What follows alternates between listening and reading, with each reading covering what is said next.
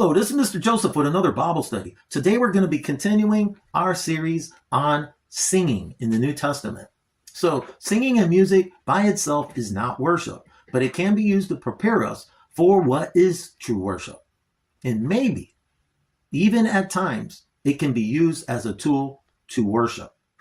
We see here in Acts 16:25, it says, about midnight, Paul and Silas were praying and singing hymns to God, and the prisoners were listening to them.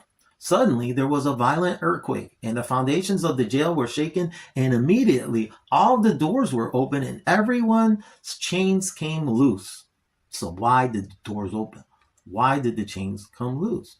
It appears that God had something to do, some good work that he wanted to do through Paul and Silas. And we know that that good work was what? It was to bring the gospel, the message of salvation, to the jailer. And not only the jailer received salvation as a result, but his entire household and family. And so sometimes when we sing in a special way, it could even be used as worship. Ephesians 5:18 through 19. And don't get drunk with wine, which leads to reckless living, but be filled with the Spirit, speaking to one another in psalms, hymns, and spiritual songs, singing and making music with the heart to the Lord. So we know that no sound comes from the heart. No words come out of the heart, which humans can hear.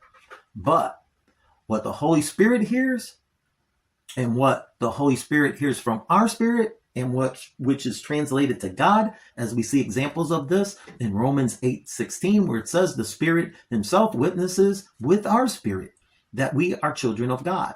And we see in Romans 8:26, in the same way, the Spirit also helps us in our weakness, because we do not know what to pray for, as we should.